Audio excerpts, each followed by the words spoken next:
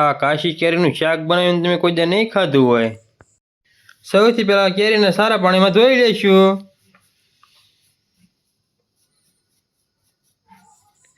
પછી કેરી કાપીને ગોટલી કાઢી લઈશું।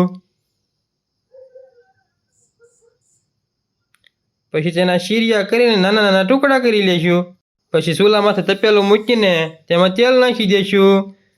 તેલ ગરમ થઈ જાય જીરું અને કાશી કેરી નાખી દઈશું।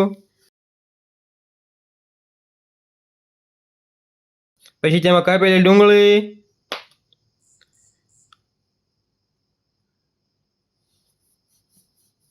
કાપેલા મરચાં